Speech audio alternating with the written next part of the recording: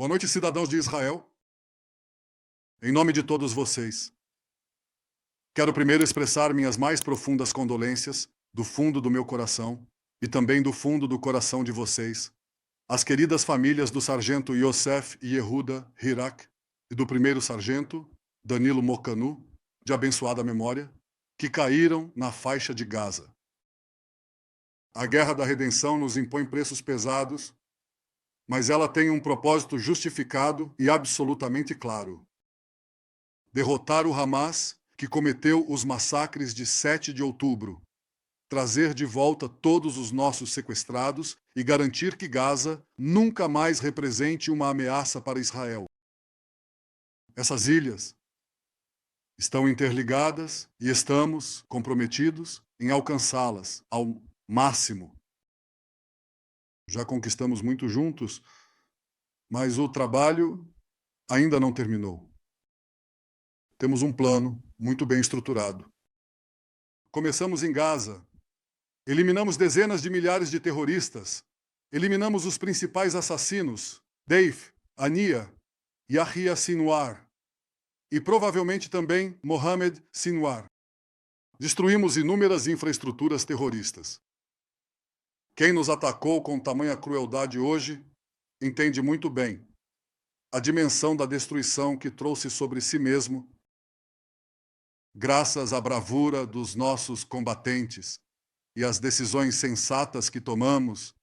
Já resgatamos até hoje 197 sequestrados, dos quais 148 estão vivos. 148.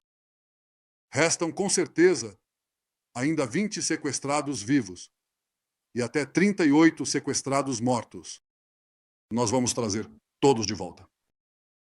Quero lembrar a vocês que, no início da guerra, houve quem dissesse que talvez não conseguiríamos trazer de volta nem mesmo um sequestrado. Foi isso que ele disse. Uma pessoa de posição muito alta.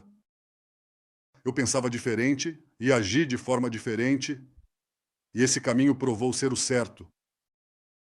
Se houver uma oportunidade para um cessar-fogo temporário, para trazer de volta mais sequestrados, e quero enfatizar, cessar-fogo temporário, estamos preparados para isso. Depois de esmagarmos o inimigo no sul, enfrentamos enormes pressões internacionais para parar a guerra. Preciso dizer, também enfrentamos enormes pressões em casa, parar a guerra. Nós repelimos essas pressões.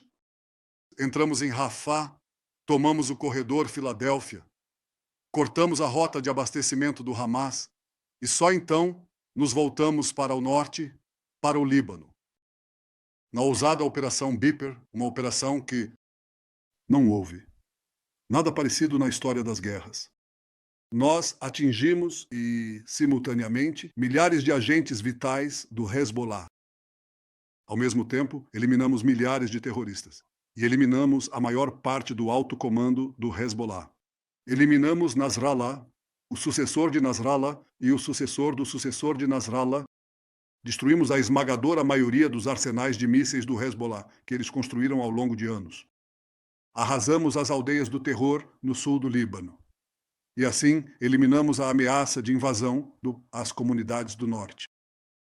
Aliás, nós estamos fazendo cumprir as coisas, esse cessar-fogo, com muita firmeza. Não é isso que acontecia antes. Vamos esperar.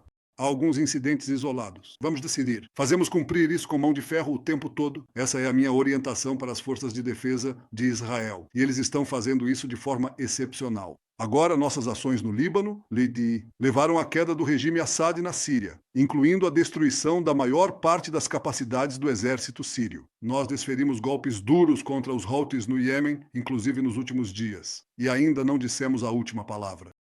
Atacamos as capacidades de defesa aérea do Irã e outras infraestruturas vitais. Mas quero dizer que o Irã continua sendo uma ameaça muito séria para Israel. Nós, claro, estamos em total coordenação com os Estados Unidos.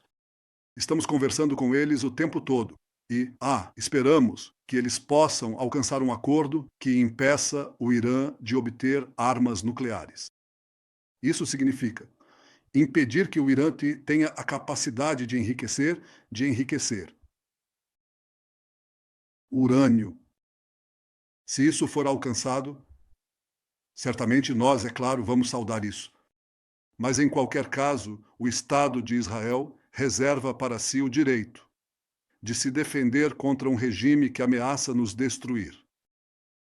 De qualquer forma, mesmo que tenhamos alcançado grandes conquistas contra o eixo iraniano, ainda não concluímos o trabalho. A operação nos Trilhos de Gideão foi planejada para isso, para completar a guerra. Para concluir a missão, há 3 dias, ordenei, junto com o ministro da Defesa e com a aprovação unânime do gabinete, o início de uma nova fase na Guerra da Ressurreição. Nossas forças estão desferindo golpes intensos, golpes enormes, que continuarão a se intensificar contra as posições do Hamas que ainda existem em Gaza. Eu peço a vocês que façam uma coisa, aos moradores de Sderot, Netivot, Beer Sheva, as comunidades ao redor de Gaza. Esses são da força enorme do nosso lado, Nossas forças estão tomando cada vez mais territórios para limpá-los de terroristas e das infraestruturas da máquina de terror do Hamas. Todas as áreas da faixa de Gaza, o Nidi, estarão sob controle de segurança de Israel. E o Hamas será completamente derrotado. Para preservar nossa liberdade de ação operacional e para permitir que nossos melhores amigos continuem nos apoiando, precisamos evitar uma crise humanitária. Dissemos isso também no início da guerra. Eu ouço dos melhores amigos de Israel, amigos do Senado, verdadeiros amigos e almas gêmeas do nosso país, e eles me dizem assim: nós damos a vocês todo o apoio.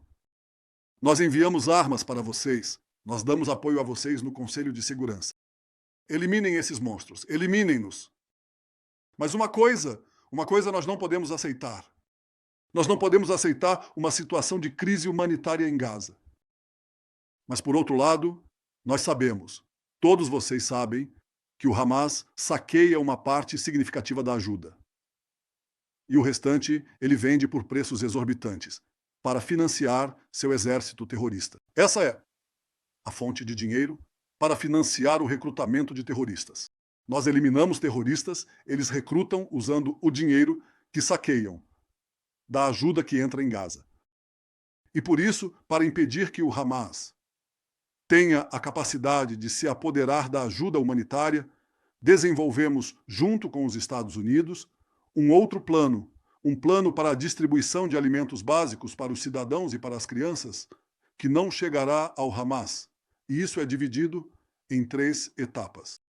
Etapa 1. A entrada imediata de alimentos básicos em Gaza para evitar uma crise humanitária e permitir a continuação dos combates. Etapa 2, que acontecerá nos próximos dias. Abertura de pontos de distribuição de alimentos por empresas americanas que serão protegidas pelas forças de defesa de Israel. E a etapa 3. Durante a tomada de controle das áreas da faixa de Gaza, será criada uma zona estéril no sul da faixa, para onde a população civil será evacuada das áreas de combate, para sua proteção. E nessa área, que estará livre do Hamas, os residentes de Gaza receberão toda a ajuda humanitária necessária.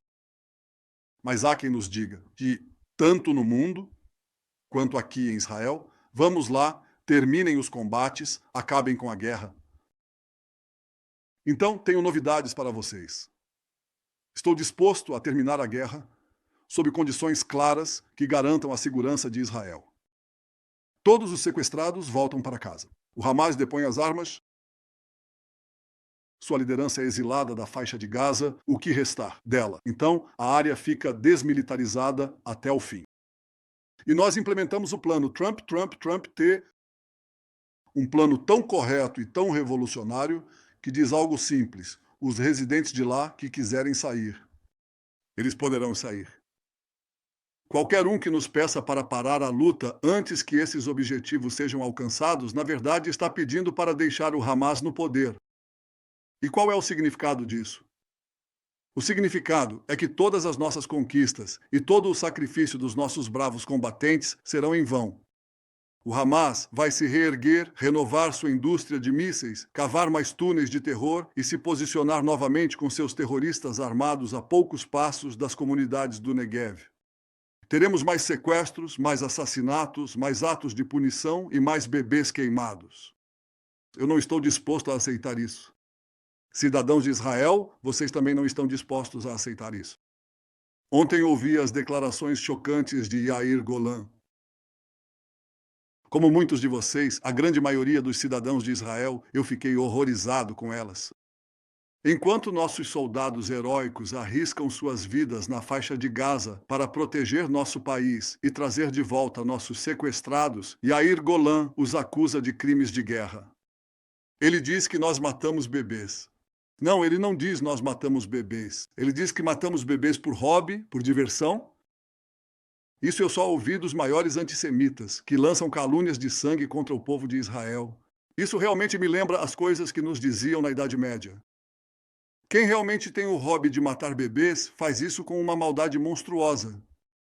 Esse é o Hamas. O Hamas. E não os soldados das FDI, que fazem de tudo para evitar a morte de civis e de bebês. Não existe exército mais moral do que as FDI no mundo.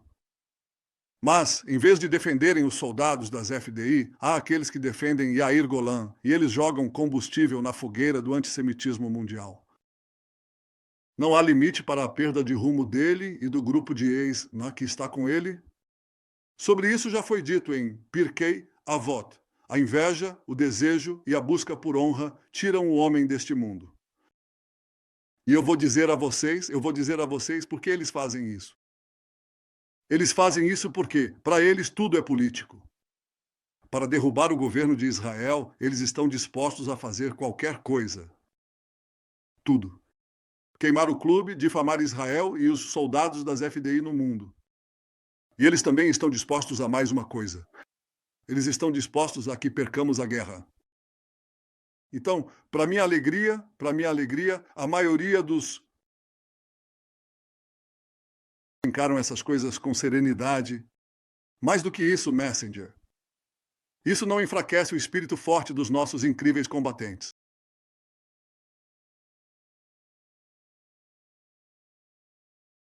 Eu encontro as famílias enlutadas e elas me dizem: Bibi, não pare. Vá até o fim, até a vitória. E isso também é o que eu digo a vocês, cidadãos de Israel, esta noite. Estamos aqui juntos até o fim, até a vitória. Juntos lutaremos e, com a ajuda de Deus, juntos venceremos. O primeiro-ministro responderá agora às perguntas. Vamos começar com o canal 14. Boa noite, senhor primeiro-ministro.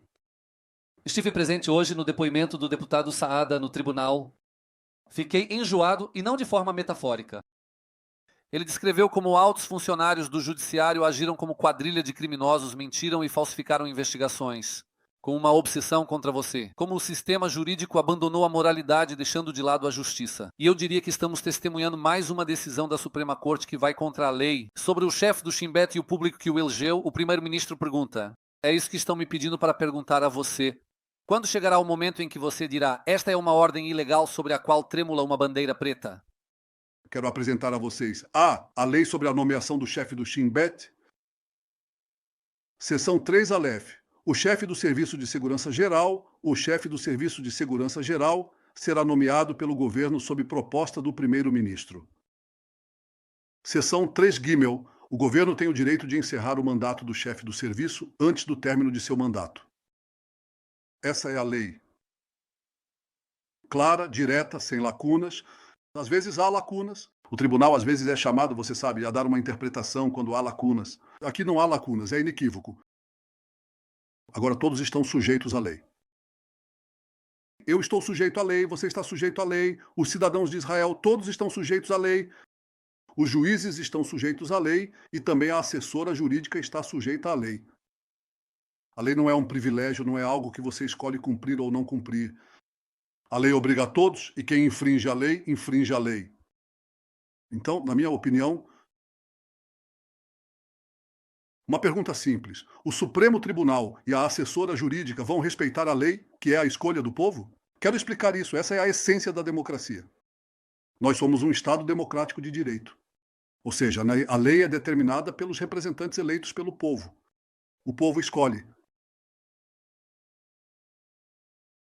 Agora, a questão é se vão respeitar a lei, não é? Como a decisão judicial que foi dada, que segundo dizem prejudica gravemente o JB, é um prejuízo grave.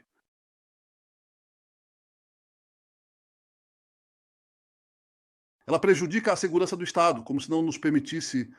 Na verdade, dificulta a nomeação do chefe do Shin Bet ou a demissão do chefe do Shin Bet. É a mesma coisa. Mas, surpresa das surpresas, após a decisão judicial que recebemos hoje, tenho certeza de que há muitas críticas a respeito. Após essa decisão judicial, exatamente naquele momento, com um timing incrível, recebo uma carta da assessora jurídica e ela me diz: você não pode nomear o chefe do Shin Bet. Por quê? Porque eu estou em conflito de interesses? Eu estou em conflito de interesses? Ela é que está em conflito de interesses. Ela não está apenas em conflito de interesses, ela está em múltiplos conflitos de interesses. Sim, é como o camelo que não vê sua própria corcova. Mas esse é um camelo com pelo menos 2 corcovas. Não é? Antes de tudo, o que ficou claro há alguns dias no meu julgamento é que a testemunha de acusação é muito, muito próxima da assessora jurídica e ela nem se deu ao trabalho de relatar isso. Isso é um conflito de interesses por excelência. Não sei o que aconteceria se eu estivesse em uma situação dessas, vocês já sabem o que aconteceria. Mais um processo, mais um julgamento e assim por diante. E tem uma segunda corcova? Ela tem um relacionamento próximo com o consultor jurídico de muitos anos. Um relacionamento muito próximo com o chefe do Shin Bet.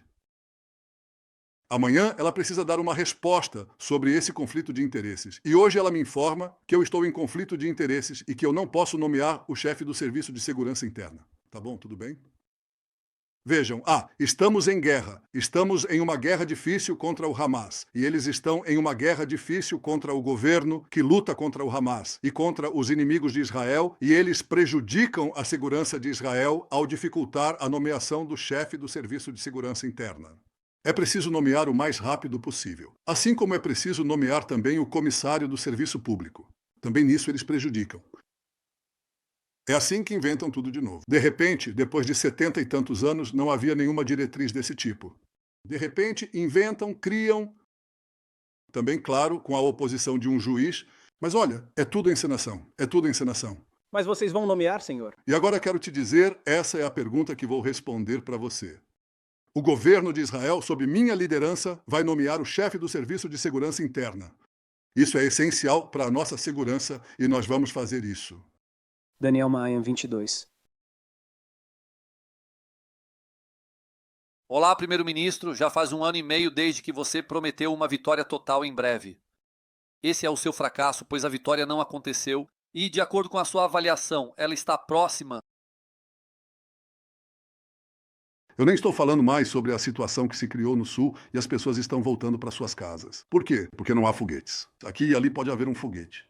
Não há capacidade de invasão, mas ainda há trabalho de destruição. Já vou te dizer. Vou voltar a isso e te contar o que está atrasando isso. Mas veja o que fizemos até agora. Colocamos o Hezbollah de joelhos. Como resultado da nossa ação, o regime de Assad caiu. Estamos agindo contra o Irã. Agimos contra o Irã.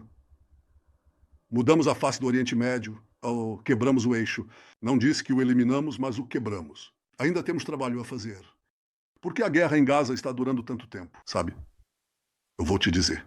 Nenhum exército no mundo já enfrentou um cenário urbano como este, com dezenas de milhares de terroristas acima do solo.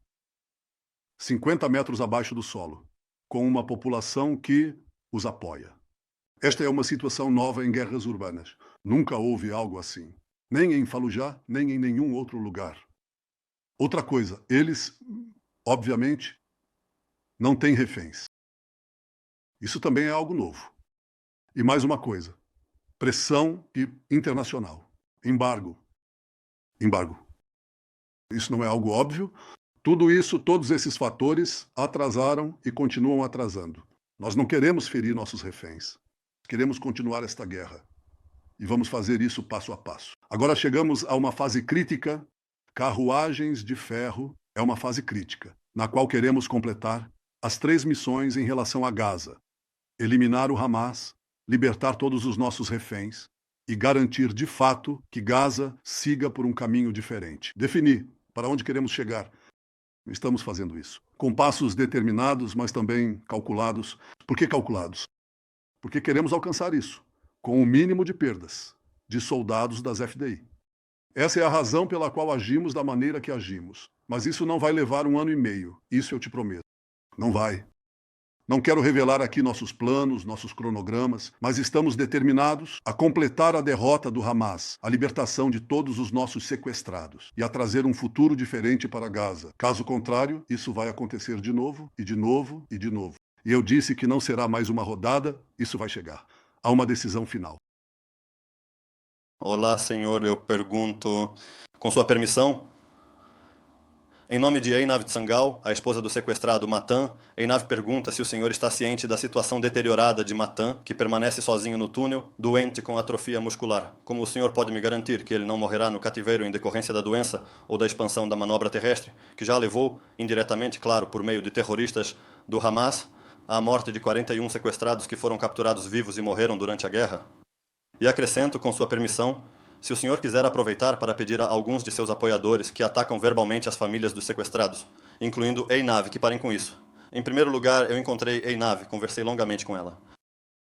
E claro, eu sei. E me surpreende, porque ela sabe que eu sei. Sobre o estado de seu filho, também ouvi que eu recusei receber relatórios. Notícias falsas e malucas. Eu me recuso a receber relatórios sobre o estado de saúde dos sequestrados.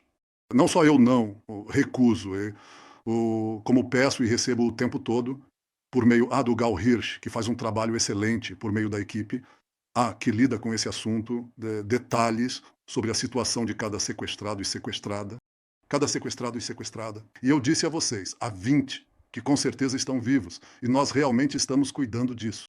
Eu não pude detalhar o que estamos fazendo a respeito disso, mas estamos agindo durante o combate. Primeiro, para não causar dano a eles. E também para responder a uma pergunta que muitos de vocês fazem, e eu entendo. Ela é importante, aliás. Como vamos completar a derrota do Hamas e resgatar os sequestrados? Há muitos caminhos, muitos pensamentos que estamos investindo aqui, tons e muitos esforços. Não vou detalhar isso, mas vejo os esforços totalmente integrados. Não poderemos tirá-los de lá, sem as ações militares. A combinação da pressão militar, da pressão diplomática e da astúcia é o que nos permitirá resgatá-los. Não abro mão de ninguém, nem mesmo do Matan. Quanto às bebidas... Desculpe? Quanto às bebidas na internet? Não, eu não acredito nisso. Não acredito em sofrer. Peço para não fazer isso, eu não faço isso e peço aos outros também. Recebo muitas críticas, mas tudo bem. Vamos seguir em frente. É preciso, a missão é o que importa agora, nada mais. Sim, por favor. Boa noite, primeiro-ministro. Na verdade, eu gostaria de perguntar, o que você diz para os reservistas que estão agora aos milhares no campo? Até quando, Gaza 2023? Antes de tudo, estamos realmente à beira de uma grande vitória. Eu não defini isso em segundos, minutos ou semanas, mas um país, certo? Se olharmos para o Estado de Israel, que está resistindo em todas as frentes, como nenhum outro país resistiu. Aqui, a Grã-Bretanha e os aliados tinham um grande aliado, eram enormes, mas um país pequeno que resiste em todas as frentes, diante de uma potência chamada Irã, com todos os seus representantes e tudo mais. E nós conseguimos, em 1 ano e meio, virar completamente o jogo. E hoje, todos pensaram que em outubro estaríamos à beira do colapso, quem sabe o quê, se o Estado de Israel continuaria existindo, mas agora todos reconhecem que somos uma força poderosa, como nunca imaginaram. Poderosa, de uma forma extraordinária, a mais forte do Oriente, você entende? Isso é uma mudança realmente séria em pouco tempo.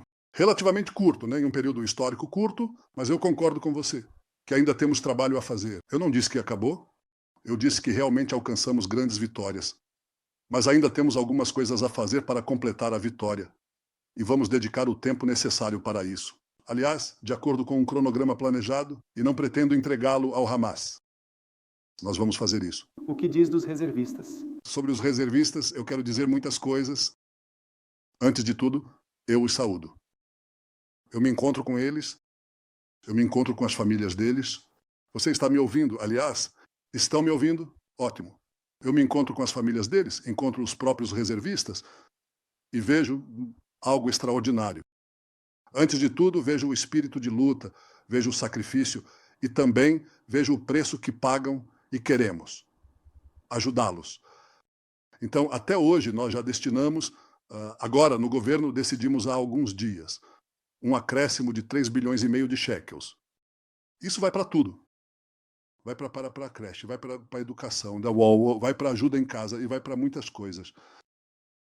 E o mais importante, nós colocamos isso na rede. São tantos itens que eu não consigo detalhar aqui, embora eu gostaria de fazer isso. Mas incluímos lá um item. Você entra na internet, a internet fornece seus dados e recebe toda a rede de direitos a que tem direito, e é muita coisa. Então, antes de tudo, quero que vocês saibam disso, entrem na internet e descubram. Isso é uma coisa. Isso vem além de mais 17 bilhões, cerca de 16 bilhões de shekels que já demos. Ou seja, são 20 bilhões de shekels que demos para os reservistas. Algo assim nunca aconteceu antes. E eles merecem, eu te digo, eles merecem ainda mais. Nós vamos distribuir terras. É uma luta burocrática que vocês nem imaginam. Eu estou liderando isso.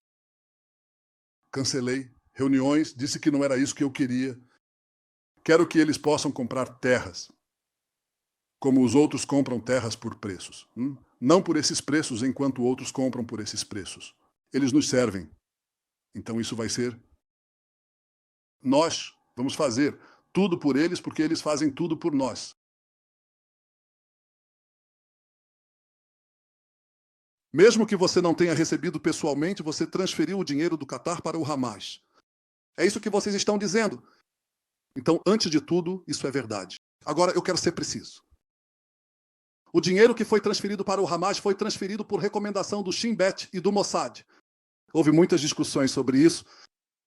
Essa foi uma parte pequena, não insignificante, mas pequena, uma porcentagem pequena de todo o dinheiro que chegou ao Hamas. Chegou dinheiro do Irã, chegou dinheiro de instituições internacionais, chegou dinheiro da União Europeia e de outras fontes. Dinheiro em grande quantidade. Esse era um valor pequeno. Para onde foi esse dinheiro? Esse dinheiro foi para 100 mil necessitados.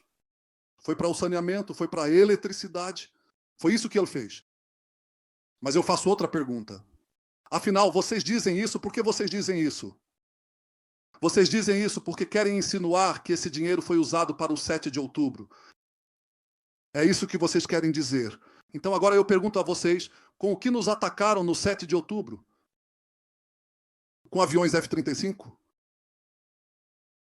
Com o quê? Com tanques? Com o quê?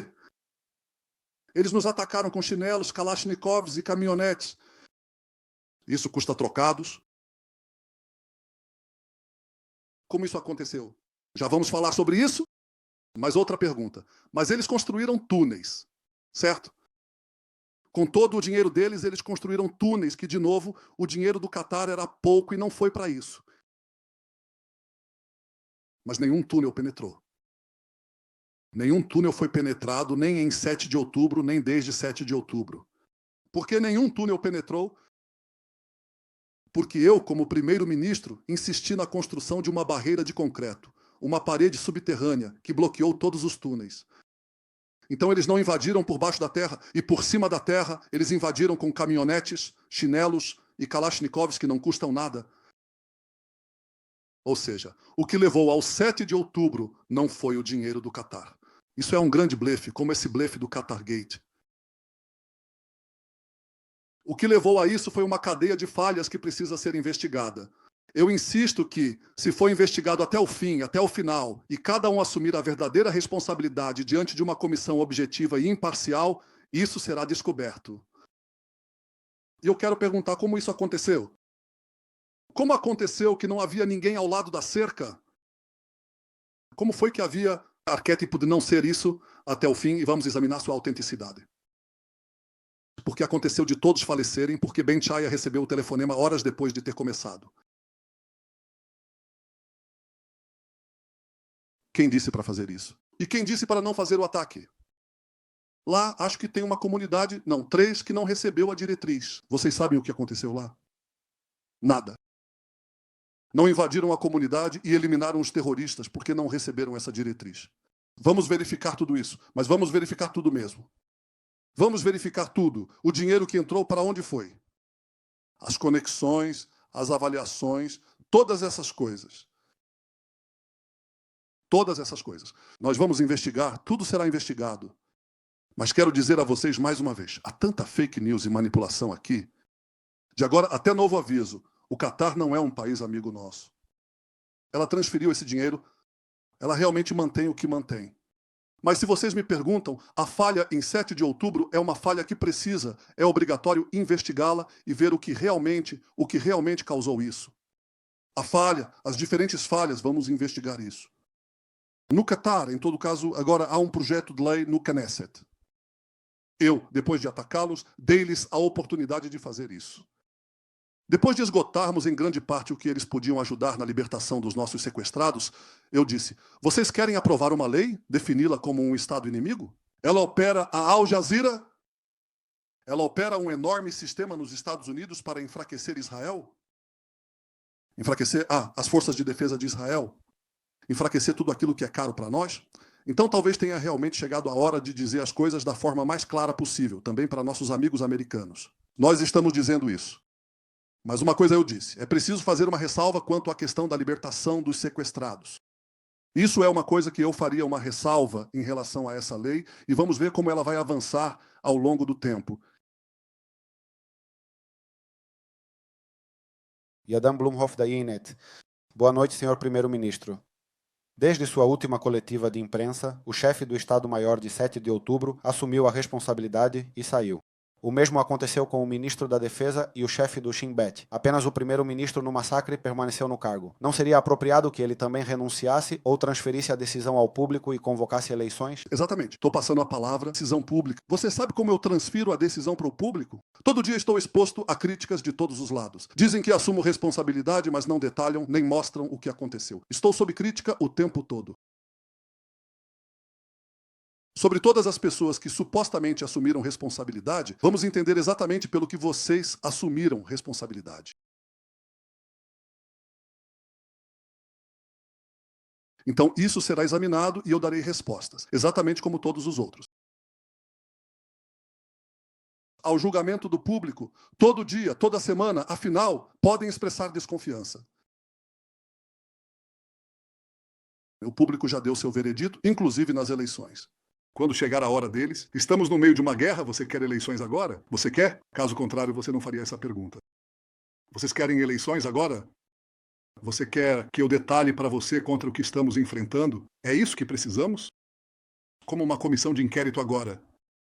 Que todos os nossos soldados, nossos comandantes, todos corram, se armem com advogados, ao invés de se armarem com bombas de artilharia, bombas de tanque. E se a guerra não terminar até a data marcada? Olha, antes de tudo, os canais do Pânico, dos quais o Canal 12 é o principal, estão acostumados o tempo todo a conversar entre si, trazendo para os debates ex-membros ressentidos. Tem também um lá, uma pessoa amarga e ressentida, que já foi primeiro-ministro, ele não para, amargo e ressentido. O tempo todo eles trazem esses especialistas, né? Tem 2 assim lá. Trazem eles e ficam conversando entre si, mas não estão dispostos a deixar outra pessoa responder e acham que mandam aqui também. Você fez a pergunta das perguntas, eu já respondi para eles. Sim, mais uma. Shahar Asglik, Galeit Zahal. Senhor, na próxima semana, caminhões de ajuda humanitária vão entrar em Gaza. Por um lado, o ministro das Finanças promete que nenhum grão disso chegará ao Hamas. Por outro lado, porta-vozes dizem que não há como fiscalizar. Altos oficiais do exército dizem que caminhões entram, como antes. Então, existe alguma maneira de garantir que a ajuda humanitária neste estágio não chegue ao Hamas? E se descobrirem que a ajuda humanitária também nas próximas etapas que o senhor mencionou antes está chegando ao Hamas, vocês vão parar os caminhões? Bom, eu disse que na primeira fase até estabelecemos os pontos de distribuição, na verdade. Teremos o controle mais limitado, certo? Eu entendi que de um total de 100 e de cerca de 100 caminhões que entraram, a estimativa que recebi é que cerca de 10% deles foram apreendidos pelo Hamas. É claro que estamos tentando fazer de tudo para que isso não aconteça. Minimizar isso, mas o sistema que vamos implementar, esse é o estágio Aleph. O estágio BET, que tem a ver com os pontos de distribuição e, claro, não o reconhecimento dos pontos de distribuição. Aliás, essa é uma distribuição individual para a família. PIL recebe só para a família, não como Abraham pensa. No veículo, recebe, organiza, para igualar. Na terceira fase, estamos falando sobre uma zona estéril do Hamas, para onde as pessoas entrarão a fim de afastá-las das áreas de combate intenso até o fim da guerra.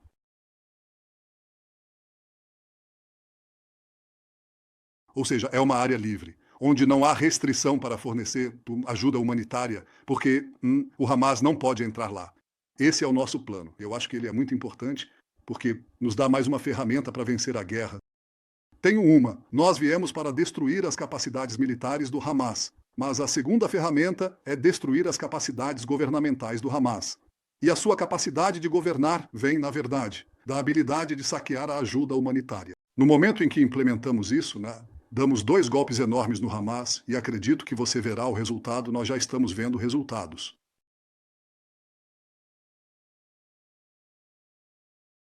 Eles vêm e dizem, eu sou armado, etc. E eu digo, Hamas, parem. Um deles grita, Bibi Netanyahu, salve-nos do Hamas.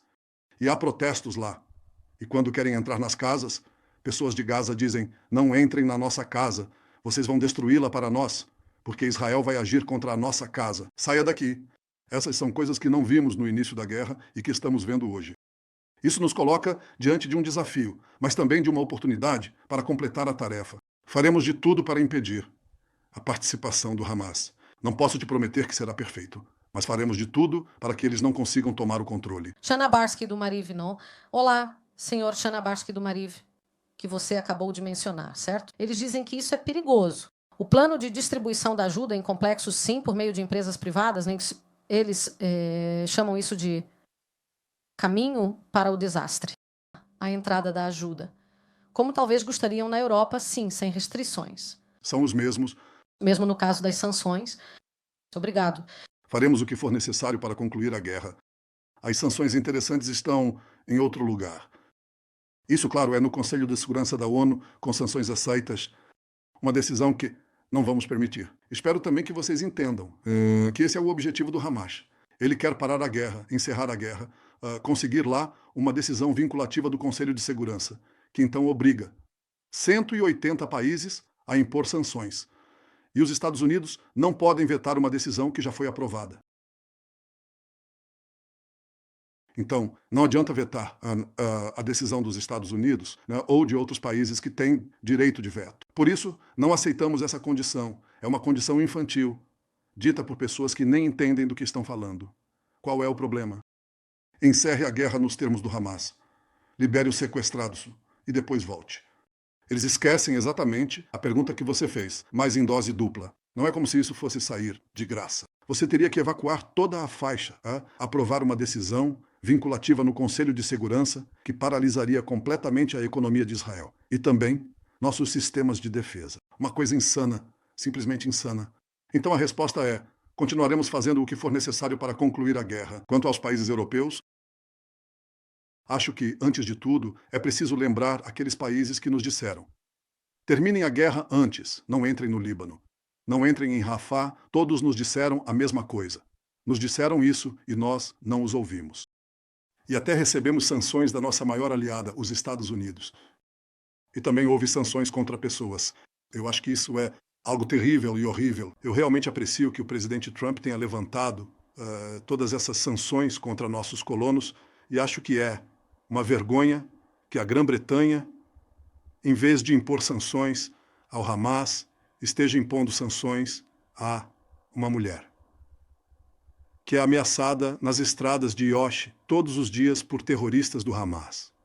Isso é simplesmente uma inversão total de valores. Esses países estão sob pressão, da minoria islâmica, lá estão sob pressão.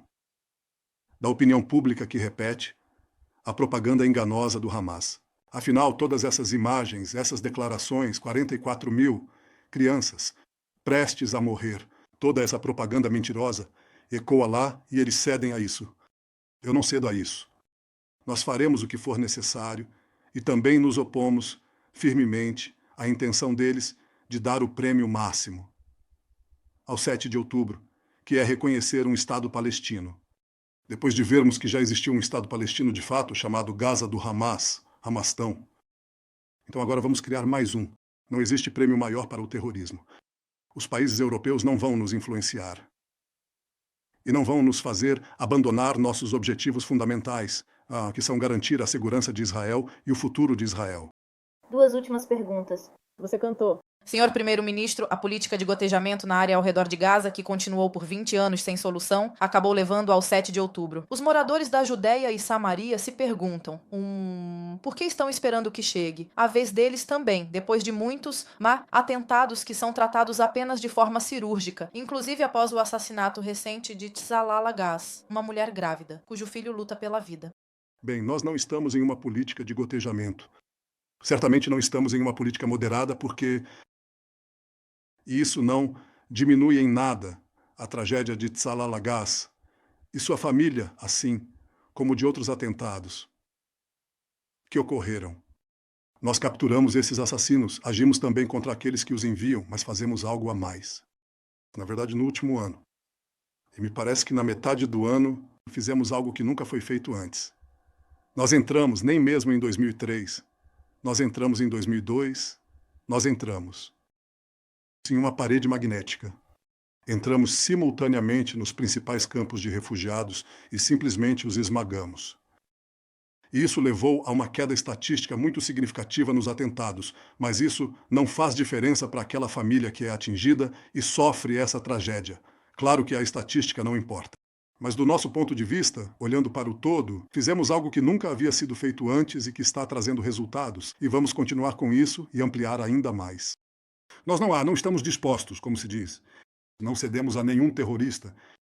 Não importa se ele está no Iêmen, em Gaza, no Líbano ou na Judéia e Samaria.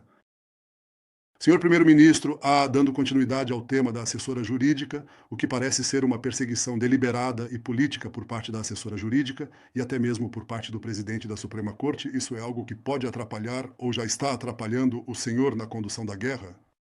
E isso é algo que nossos inimigos podem identificar como um tipo de fraqueza? Acho que isso atrapalha, antes de tudo, o Estado de Israel. Mesmo não em tempos de guerra, isso atrapalha, porque, antes de tudo, prejudica a democracia. São pessoas que acham que o maior perigo para a democracia é a própria democracia. Ou seja, a escolha do povo. Isso não pode acontecer. O que isso quer dizer? O povo vai decidir e escolher os representantes e eles vão decidir quem nomear? De acordo com a lei, está escrito que eles decidem porque nós transferimos a decisão para nós mesmos. O quê? Isso não pode ser. É preciso estar acima do povo e entender que há algo mais importante e mais, como se diz, mais determinante do que o julgamento do povo. Então a lei define exatamente o que deve ser feito aqui e é preciso respeitar a lei. Isso é em todo momento. Mas em tempo de guerra, parar as nomeações essenciais, tentar interferir na nomeação essencial do chefe do Shin Bet, você quer que eu te diga o quanto isso prejudica? Isso prejudica. Ou até mesmo parar na nomeação do comissário do serviço público. Quer que eu te diga o quanto isso prejudica o trabalho do governo, que precisa funcionar mesmo em tempo de guerra? Isso prejudica. Essas coisas prejudicam. Sim, a resposta é sim. Recusaram-se a comentar, senhor. Eu te disse que nós vamos nomear, o governo sob minha liderança vai nomear o chefe do Shin Bet. Última pergunta. Isso é visto como fraqueza aos olhos dos nossos inimigos? Obrigado. Eu tenho um compromisso absoluto com você. Eu tenho um compromisso absoluto. Eu tenho um compromisso absoluto com o Estado de Israel. Alguns dias atrás, conversei com o vice-presidente Pence. Ele me disse, escute, você quer que eu te diga isso em inglês? Mas eu estou traduzindo, certo? Inglês bom. Ele me disse, não dê atenção a todas essas notícias falsas sobre esse arrebatamento entre nós, é tudo... Bom, agora não vou dizer, porque eu não vou dizer, não é nem em inglês nem em hebraico, ok? Ele me disse, saibam, são só spins, isso não é a verdade. Você sabe que isso não é a verdade e eu te digo do nosso lado, isso não é a verdade. Ontem o presidente disse, ou melhor, o embaixador, estou citando, bobagem. Eles precisam ouvir o que o presidente diz e não qualquer fonte que não seja fonte, certo? Que não está atualizado e finge que sabe. Eu quero te dizer qual é a questão. Perguntaram ao presidente Trump. Diga, você está bravo com Netanyahu? Então ele disse, não, ele está bravo. E ele tem que estar bravo por causa do que aconteceu em 7 de outubro. Ele disse isso. Ele está lutando, certo? Bravamente e assim por diante. Então eu quero te dizer, nós estamos coordenados com o governo, conversamos com eles, respeitamos os interesses deles e eles respeitam os nossos interesses e eles coincidem. Não vou te dizer que é de forma absoluta, claro que não, mas é quase absoluta. Nós queremos juntos, antes de tudo, garantir que o Irã não terá armas nucleares. Queremos garantir que o Hamas seja removido de Gaza. Queremos garantir o plano Trump, que eu acho que é um plano genial, que realmente pode mudar não só aqui, mas eu acho que também mudar a face do Oriente Médio, mudar de forma definitiva o que vivenciamos na faixa de Gaza ao longo dessas décadas. E quero te dizer, não tenho objeção que os Estados Unidos aprofundem seus laços com o mundo árabe. Está tudo bem com isso. E quero te dizer mais do que isso. Acho que isso pode realmente ajudar a expandir os acordos de Abraão, nos quais estou muito interessado. Eu tenho interesse nisso. E quanto às condições externas e às condições que dizem 3 anos, 2 anos e meio, se não me engano, nós preparamos os acordos de Abraão. 3 pessoas comigo sabiam do que se tratava. 3. Ok? Naquela época você ouviu declarações dos países do Golfo. Uau, que falas. Eu ficaria muito feliz se isso acontecesse, porque esse é meu objetivo. Sempre quis tornar o círculo da paz obrigatório. Eu, primeiro, estender a mão ao nosso vizinho e afastar a sua espada. Eles entenderam, e afastar a sua espada. Eles entenderam. Eu presto menos atenção ao ruído de fundo porque não tenho como refutar as besteiras, os jogos de manipulação e as fake news que chegam a uma frequência de cerca de 4 vezes por hora. Meus porta-vozes trabalham muito duro nesse assunto.